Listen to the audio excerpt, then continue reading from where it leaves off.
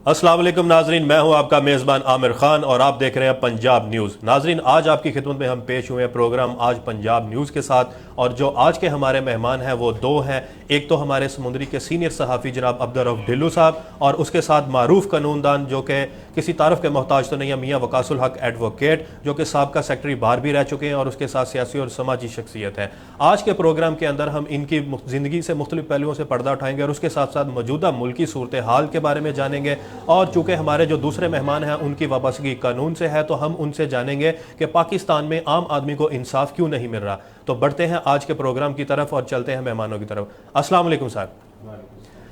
ढिल्लू साहब, सबसे पहले तो बहुत शुक्रिया कि आप हमारे प्रोग्राम में तशरीफ़ लेके आए, और इसके साथ ही हम दूसरे मेहमानों का भी तारफ़ करवाते हैं। अस्सलाम वालेकुम जनाब वकास साहब। वालेकुम अस्सलाम। सर, सबसे पहले तो वकास साहब से हम सवाल करते हैं, हमें यह बताइएगा कि आपकी जो कानूनी एतबार से आपकी क्या तालीम है, कौन सी डिग्री आपने हासिल कर रखी है? बिस्मिल्लाहिर्रहमानिर्रहीम। सबसे पहले मैं आमिर खान आपका मशकूर हूँ और आपकी टीम पंजाब न्यूज़ का, जिन्होंने मुझे इस प्रोग्राम में मदऊ किया। मेरी जो एजुकेशन है, बेसिकली मेरी जो बेसिक एजुकेशन है वो मेरी टोटल सरकारी अदारों से है।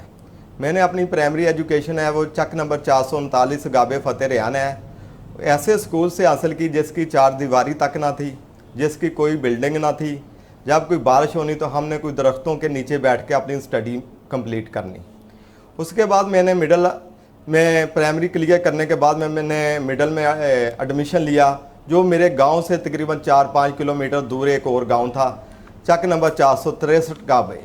वहाँ से मैंने मिडल का इम्तिहान पास करने के बाद मैंने school number 2 government high school number 2 समुंदरी में मैंने मैट्रिक में एडमिशन ले लिया। इधर से मैट्रिक मेरी गवर्नमेंट हाई स्कूल नंबर 2 से करने के बाद मैंने गवर्नमेंट कॉलेज समुंदरी बॉयज़ कॉलेज समुंदरी में मैंने अपने जो ग्रेजुएशन है वहाँ से मुकम्मल की।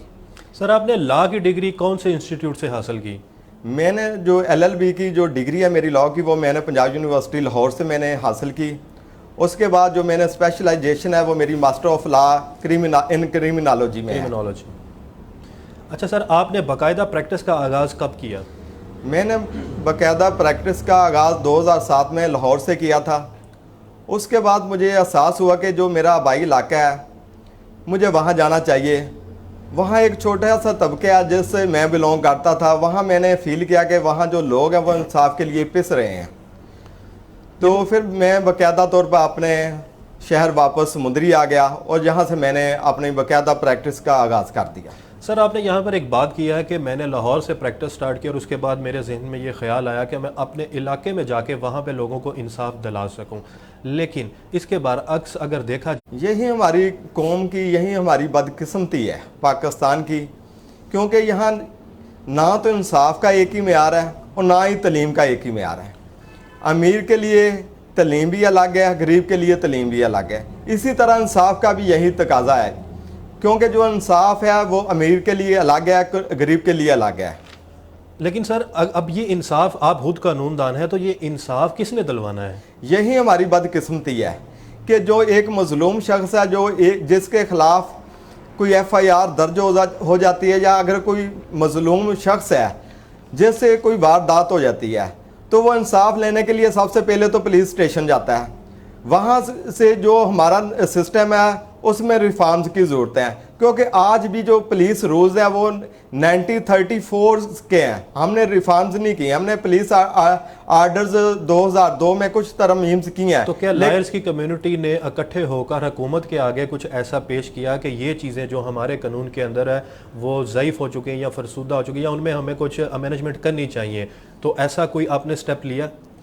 सर, हम वकला ने तो काफ़ी तहरीकें चलाई हैं इस बारे में, लेकिन जो हमारे एडमिनिस्ट्रेशन है, जो पंजाब बार कौंसल है, जो पाकिस्तान बार कौंसल है, जो हमारे एग्जेक्टिव इदारे हैं, उन्होंने भी काफ़ी रिफॉर्म्स गवर्नमेंट को दी हैं, ताकि जो लॉ मेकिंग एजेंसी है वो गवर्नमेंट है, वो पार्लियामेंट है। और जो पार्लियामेंट में जो नुमाइंदे बैठे हुए हैं वो आपको पता है, जो हमारे इलेक्टेड होते हैं, कोई अंगूठा छाप है, कोई अनपढ़ है, मोस्टली उसमें ज़्यादातर अनपढ़ लोगों की अक्सरियत है। सर अगर यहाँ पे एक चीज़ देखी जाए, आप एक तरफ तो बात कर रहे हैं जितने भी वकला हैं, बल्कि आपकी बात नहीं ओवरऑल वकला की बात करूँगा कि वो कहते हैं कि हम कानून को इंसाफ दिलाने के लिए हम जो है वो हर वक्त फ्रंट लाइन पे होते हैं, लेकिन अगर इसके दूसरी तरफ देखा जाए तो ये भी एक वकला का ही चेहरा है कि आए रोज़ हड़तालें, जजेस पर तशद्दुद और ये सारा, ये क्या चीज़ है? ये जो है ना, ये हमारी बदकिस्मती है। जब तक हम रूल ऑफ लॉ को फॉलो नहीं ना करेंगे तो हमारी ये बदकिस्मती हमेशा रहेगी। जो जुडिशरी है उसमें रिफॉर्म्स की ज़रूरत है। एक केस के लिए कई साल लग जाते हैं, जिसमें जो सिस्टम की खराबी है, इस सिस्टम को हमें दुरुस्त करना है। लेकिन सिस्टम को तो चलाने वाले भी आप लोग हैं ना, कानून दिलवाना मतलब इंसाफ तो आप लोगों ने दिलवाना। जब आप ही हड़ताल कर देंगे या किसी जज साहबान पे आप कोई भी किसी किस्म का होता है, मुख्तलिफ वाक़यात आपके सामने अभी पिछले दिनों वो आपकी नज़र से गुजरा होगा। फैसलाबाद में एक पंजाब बार काउंसिल के एक सीनियर मेंबर थे और वो फैसलाबाद के भी मतलब बड़े माने जाने जो एक लॉयर हैं, उनकी जजेस के साथ कुछ क्लैश हुआ, तो उसके अंदर आपने मतलब देखा कि उसके बाद जो जलील रुस्वा हुआ या जो देरी केसों में आई वो आप लोगों के पर्सनल ग्रजेस की वजह से आई। तो क्या आपको नहीं लगता कि आप लोगों को भी थोड़ा सा ज़रा कूल रहकर इस चीज़ को जो है मतलब चलना चाहिए? हाँ, उस हवाले से मैं थोड़ा सा क्लियर कर दूं, क्योंकि जो उमर फ़रूक साहब थे, जो सिविल जज साहब थे, उनके खिलाफ जहाँ भी वो तैनात रहे हैं, मुख्तलिफ बार्स ने जी अपनी अपनी जो रिकमेंडेशन थी उसके बारे में, जो उन्होंने रिफॉर्म्स थी उसके बारे में, और उसके ख़िलाफ़ जो भी वो कारकर्दगी उसकी रही है, उन्होंने स्ट्राइक भी करते रहे हैं और उसके ख़िलाफ़ आला अदलिया को वो नोटिस भी देते रहे हैं कि जो इसका किरदार है इस जज साहब का, ये मशकूक है, आप इससे क्यों नहीं इससे हिसाब लेते। क्योंकि एक जो बेसिक जज है वो आपको इंसाफ नहीं देता, वो करप्शन करता, तो आप क्या करेंगे उसके ख़िलाफ़? आप स्ट्राइक पे जाएंगे। आपको जब आपकी स्ट्राइक पर अमल नहीं होगा तो आप क्या करेंगे? गरीब आदमी को इंसाफ नहीं मिलेगा, वो क्या करेगा? जो जुडिशरी है वो पैसे लेकर इंसाफ देगी तो क्या होगा उसमें? यानी कि आपके कहने का मकसद है कि जो कायदे आज़म है वो हर जगह पे चलता है, चाहे वो कोई अस्करी अदारा हो, चाहे वो कोई कानूनी अदारा हो जहाँ से हमें इंसाफ की एक उम्मीद होती है, वहाँ पर भी एट द एंड आप ये चीज़ को एक्सेप्ट कर रहे हैं कि हम अगर पैसा दे तो हम कुछ भी पाकिस्तान में रहते हुए कर सकते हैं। ये एक तलख हकीकत है। मतलब आप इसको मानते तो है ना, बेशक तलख है। ये एक तलख हकीकत है। जुडिशरी में भी रिफॉर्म्स की ज़रूरत है, लेकिन इसमें ब्लैक शीप्स हैं, लेकिन बहुत ऑनेस्ट जजेस भी हैं जो बैठे हुए हैं उसमें। नाजरीन, इसके साथ हम बढ़ते हैं आज के दूसरे मेहमान की तरफ, जनाब अब्दुर्रऊफ ढिल्लू साहब की तरफ, जो कि सीनियर सहाफ़ी भी हैं। चूँकि सहाफ़त जो है वो रियासत का चौथा स्तून होता है, तो हम उनसे सवाल करते हैं मौजूदा हुकूमती जो पार्टी है पाकिस्तान तहरीक इंसाफ के हवाले से। ढिल्लू साहब, मुझे ये बताइएगा कि 2014 के अंदर इमरान खान ने कंटेनर के ऊपर चढ़कर बड़े बुलंद और बाला दावे किए थे और उन्होंने मतलब बहुत कुछ और बड़े ही उन्होंने सुहाने सपने अवाम को दिखाए और अवाम ने उन पर एतमाद किया, वोट देकर उन्हें ऐवानों में ले आए। लेकिन आज क्या आपको लगता है कि आम आदमी को वो रिलीफ मिल रहा है जो इमरान खान ने उस वक्त कंटेनर पर चढ़कर नारे लगाए थे? बिस्मिल्लाहिर्रहमानिर्रहीम। जी अहमद साहब, बहुत शुक्रिया आपका और मैं पूरी पंजाब न्यूज़ की टीम का शुक्रिया अदा करता हूँ। देखिए, 2014 में जैसे आपने कहा कि पहले तो मैं बात शुरू करूँगा कि मियाँ साहब वकासुल हक साहब जैसे कह रहे थे कि हमारे जो मुल्क का जो सिस्टम है, जो कानून है, वो पूरा बिल्कुल फरजूता हो चुका है। कोई भी जो नई कानून साजी जो है वो नहीं कर रहे, वही पुराना जो है वो घसा पिटासा सिस्टम चल रहा है, वही जिनके तरीके लड़ रही हैं। तो अभी अगर तब्दीली सरकार का देखें तो 2018 से पहले जो आप देख रहे हैं, अपने हमारे इमरान खान साहब हैं, उनकी जितनी भी तकारीर हैं उसमें उन्होंने खुद कहा है कि जो आम ज़रूरियात ज़िंदगी हैं, जो बेसिक जो आवाम की सहूलतें हैं, वो बिजली है, गैस है और तलीमी निज़ाम है और सेहत का निज़ाम है। तो उस हवाले से मैं यानी कि उन्होंने बहुत ज़्यादा बुलंद बाला दावे किए कि इस टैक्सेस को मैं ख़त्म करूँगा, जो पेट्रोल के ऊपर, जो डीजल के ऊपर। बिल्कुल, उनका यहाँ तक कहना था कि अगर कोई महंगाई हो तो समझ लो कि आपका जो लीडर है वो चोर है। ये उनके अपने अल्फाज थे।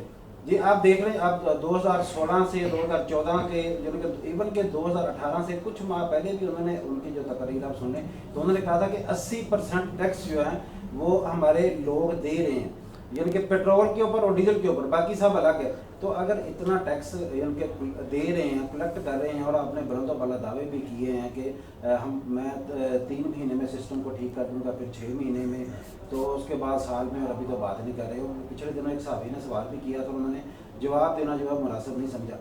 तो ये सिस्टम जो है तरीके इंसाफ का वो बिल्कुल फेल हो चुका है। इनकी जितनी भी जो टीम है वो बिल्कुल, वो टीम अभी पता नहीं किधर है। वो अभी देख लें तो करप्शन के जो स्कैंडल पे स्कैंडल आ रहे हैं, जो पीटीआई की गवर्नमेंट के जो स्कैंडल आ रहे हैं, उनके ऊपर ना नैब कोई कार्रवाई कर रही है, ना कोई एफआईए कार्रवाई कर रही है। कितने वजीर हैं उनको क्लीन चिट देकर फारिग कर दिया गया है। और जो हमारा जो अवाम का टैक्स का जो पैसा है वो पता नहीं किधर गया, वो हजम कर लिया गया।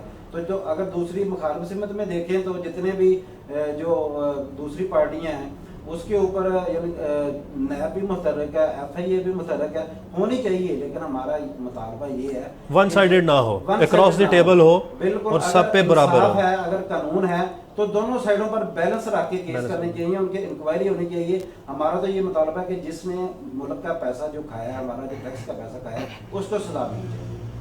अच्छा सर, ये बताइएगा कि अपना मैं मियाँ वकास साहब से जो सवाल करूँगा कि वकास साहब मुझे ये बताइएगा कि इमरान खान, क्योंकि आपकी भी सियासी वाबस्तगियाँ पाकिस्तान तहरीक इंसाफ से कुछ हैं, हमें मतलब मालूम है, तो मैं आपसे ये सवाल करूँगा कि पिछले दिनों हुकूमत ने ये जो टैक्स रिफॉर्म्स के हवाले से थोड़ा सा रिलीफ देने की कोशिश की थी जो गाड़ियों के ऊपर था, तो क्या वाकई वो रिलीफ जो मतलब उन्होंने कहा था वो आम आदमी को मिल रहा है? असल में जो बात है ना, जो 30-40 साल से गवर्नमेंट में बैठे हुए थे ना, पहले तो हमने देखना कि उन्होंने ये सिस्टम कहाँ तक लेकर गए हैं।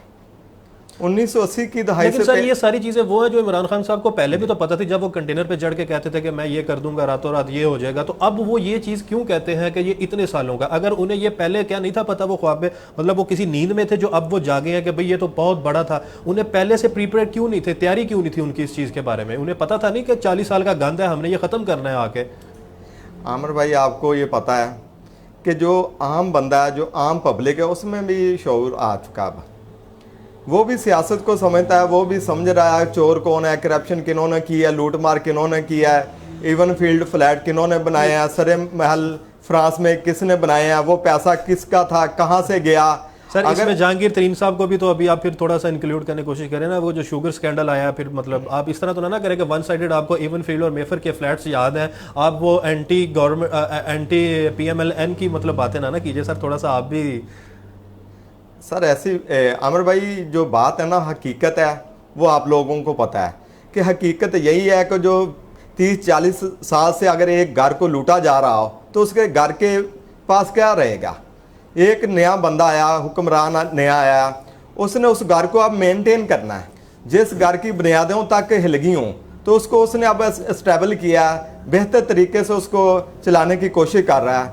ये वाहिद लीडर है इमरान खान। मैं आपसे बात करता हूँ कि जिसने अमेरिका की आंखों में आंखें डालकर एब्सोल्युटली नॉट कहा है। इससे पहले आप लीडर रहे हैं, नवाज शरीफ थे, जरदारी साहब थे, और भी बहुत से प्राइम मिनिस्टर गुजरे हैं, लेकिन कभी किसी की जरूरत नहीं हुई कि कभी कोई अमेरिका के खिलाफ एब्सोल्युटली नॉट का। अभी इसी सवाल से, इसी बात से मैं आपको एक सवाल करूंगा। आप ये कह रहे हैं कि इमरान खान से एब्सोल्युटली नॉट का बिल्कुल सारी दुनिया ने देखा है, लेकिन अगर उसके दूसरी तरफ देखा जाए तो ये रिसेंटली जो दोबारा चाइना के जो मतलब है पाकिस्तानी एयर स्पेस को यूज़ करते अफगान पे अटैक हुए, फिर वहाँ पे वो एब्सोल्युटली नॉट वाला जो उनका वो बयानिया था वो किधर गया? नहीं, वो जो उन्होंने सरजमीन यूज़ किया ना, जो फ्लाई जोन यूज़ किया अमेरिका ने, वो कतर का किया, पाकिस्तान का नहीं किया। नहीं सर, वो आप देख सकते हैं बहुत सारे शवाहिद मौजूद हैं जो कि अब मतलब हो सकता है कि ये उसे मीडिया पे ना आने दे, लेकिन ये हकीकत है कि इन लोगों ने, अमेरिका ने पाकिस्तान की एयर स्पेस को यूज़ करते हुए जो है वहाँ पे किया। चलें हम बढ़ते हैं ढिल्लो साहब की तरफ। ढिल्लो साहब, एक और चीज़ बताइएगा कि बीइंग ए सहाफ़ी आपकी तमाम तर जो ये मामलात होते हैं इन पर बड़ी गहरी नज़र होती है, सोचो फिक्र भी करते हैं आपके। तो इमरान खान साहब ने एक बयानिया दिया था कि सुकून सिर्फ कब्र में मिलेगा जाके, तो मेरा ख्याल है क्या हमें ये बयानिया 2014 में कंटेनर पे नहीं था उस मतलब हमें सुन लेना चाहिए, जो अब 3 साल का वक़्त देने के बाद, हमें इतना टाइम देने के बाद आज ये सुनने को मिल रहा है कि सुकून सिर्फ कब्र में है। आप इस बयानिए को किस नज़र से देखते हैं? देखिए, खान साहब की नीयत में कोई शक नहीं है, वो इंसान अच्छे हैं, लेकिन अगर उनकी टीम की तरफ देखें, आगे जो टीम है पूरा जो एक बंदा सिस्टम को लेकर नहीं चल सकता, ये टीम वर्क होता है। खान साहब की जो आगे टीम है ना, वो मेरे ख्याल में उनको चेंज करनी चाहिए, जिसपे वो अभी तक रजामंद नहीं है करने पे। तो दूसरी बात, मैं मियाँ वकास साहब की जो मेरे भाई हैं, इनकी बात को मैं थोड़ा आगे बढ़ाता हूँ कि उन्होंने खान साहब ने बिल्कुल कहा एब्सोल्युटली राइट, पूरी दुनिया एब्सोल्युटली नॉट, लेकिन एब्सोल्युटली नॉट, तो अभी ये देखें कि एब्सोल्युटली नॉट जो है वो कहने से पाकिस्तानी अवाम के पेट नहीं भरेंगे। बिल्कुल। हमें तो मईशत अच्छी चाहिए, बिल्कुल। हमें तो नौकरियां चाहिए, बिल्कुल। हमें जो है वो जो बुनियादी ज़रूरियात ज़िंदगी है, खाने पीने का सामान है, सेहत की सहूलियात हैं, जो एजुकेशन है, हमें उसमें चाहिए। उन्होंने बहुत अच्छा किया कि अमेरिका की आंखों में आंखें डालकर ये कहा है, हम खुद उसको सराहते हैं। लेकिन आप देखिए मईशत का जो हालत है वो इतनी ख़राब है कि माजरत के साथ कोई चेक एंड बैलेंस नहीं है।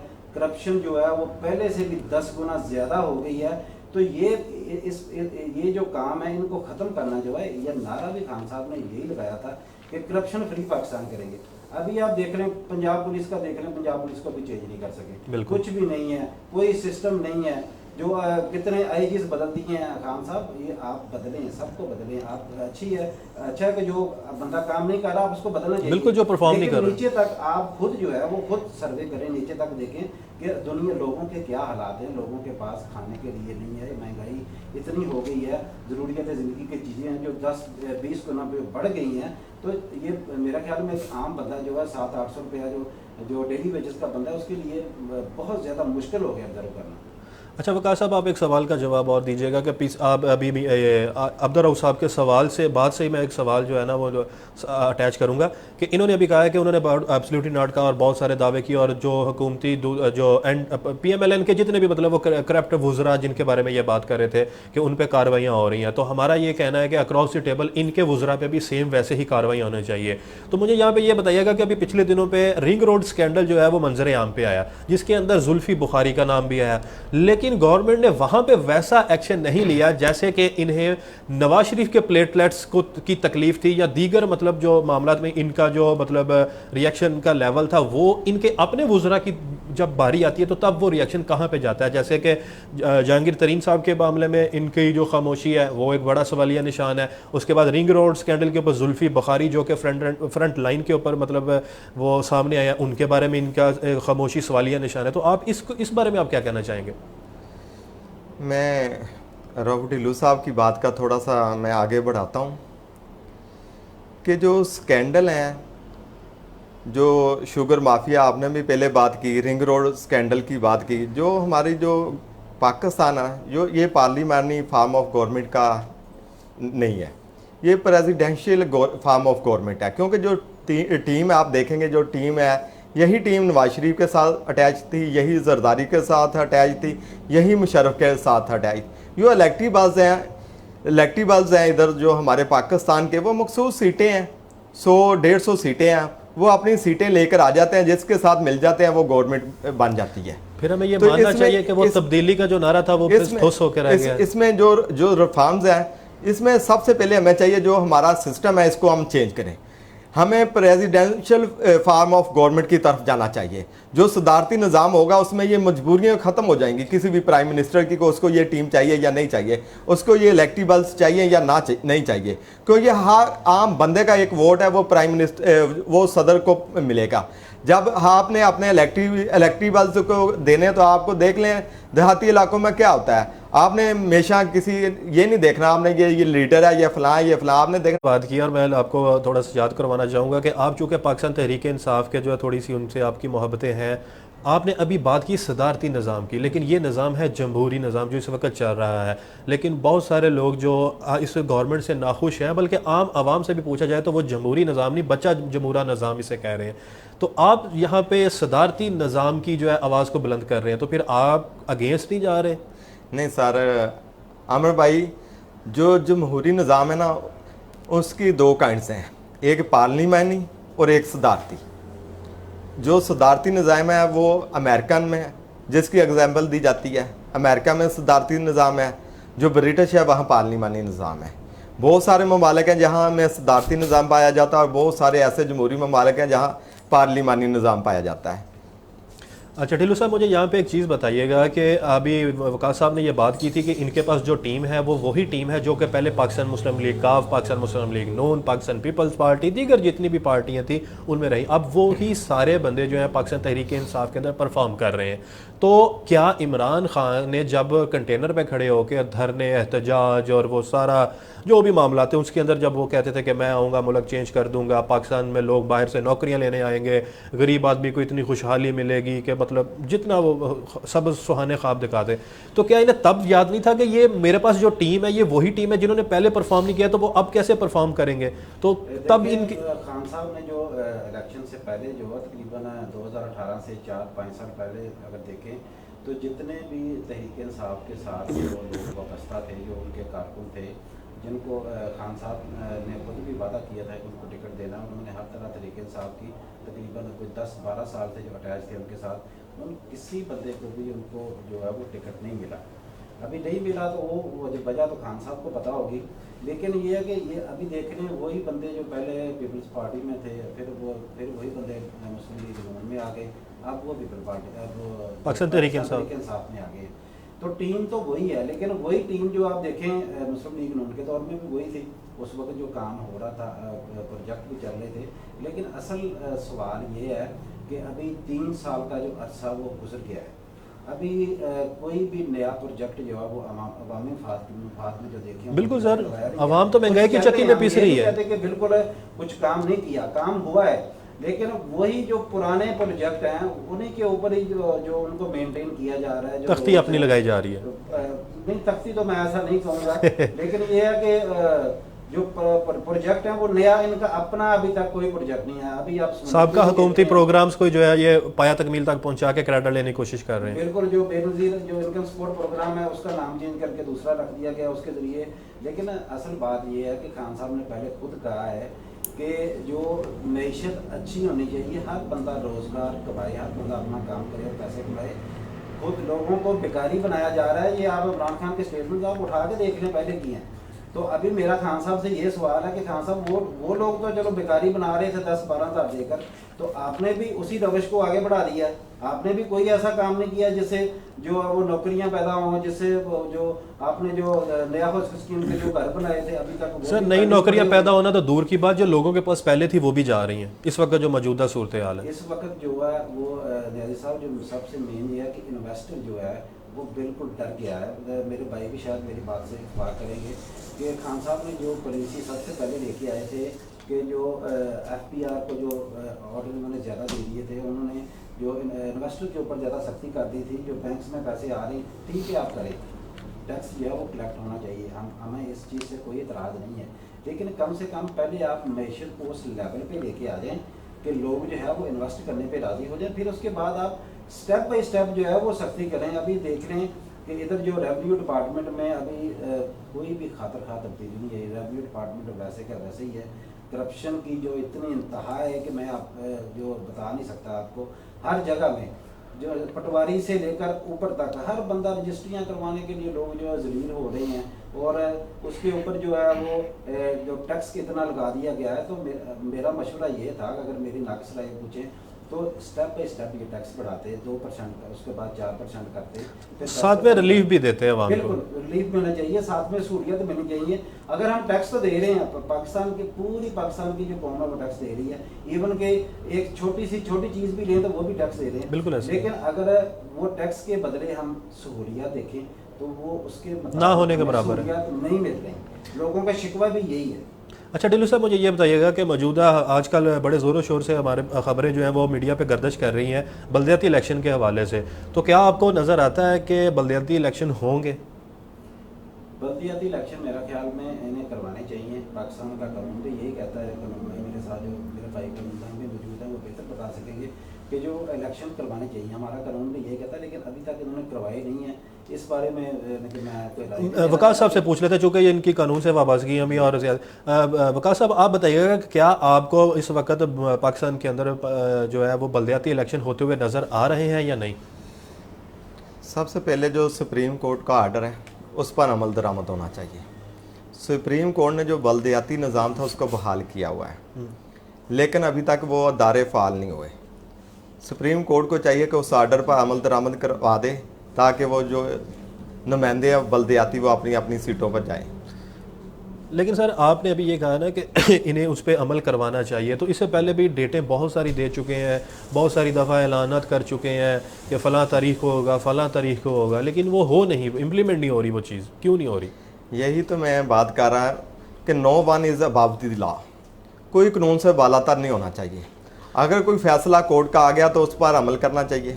लेकिन सर यहाँ पे जो सियासतदान है उनके खिलाफ जो कोई भी कोर्ट का जो ऐसा आता है तो वो तो कोर्ट के ही लथाड़े लेने शुरू कर देते हैं, वो जजेस के ख़िलाफ़ बोलना शुरू कर देते हैं, और फिर हमारे पाकिस्तान के अंदर एक बड़ा ही आसान से अल्फाज है, हम अपनी जान छुड़ा लेते हैं कि इसके पीछे बूटों का जो है वो शोर सुनाई दे रहा है, तो हम हर चीज़ में वर्दी को घसीटते हैं। इस बारे में आप क्या कहना चाहेंगे?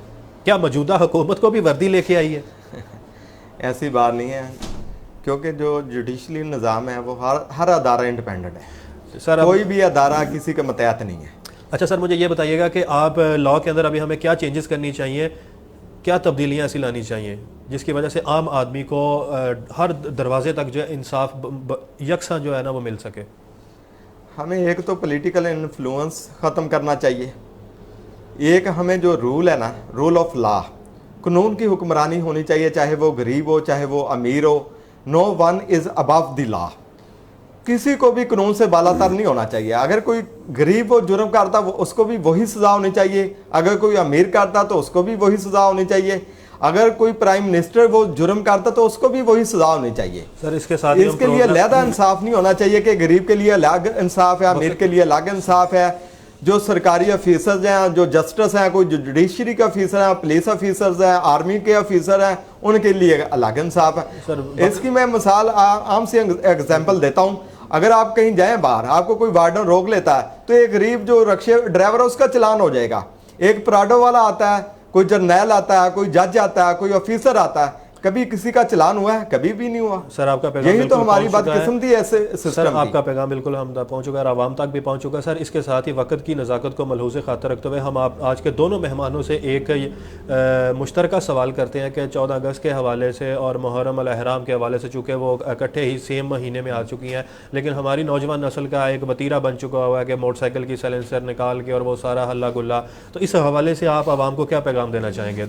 मैं इस हवाले से आवाम को पैगाम देना चाहता हूँ कि जो आप फजूल खर्ची, ये झंडे वगैरह, जो बाजे वगैरह, जो मुख्तलिफ बैनर्स वगैरह पे लगाते हैं ना, वो अपना वही पैसा आप एक पौधा पे लगा दें।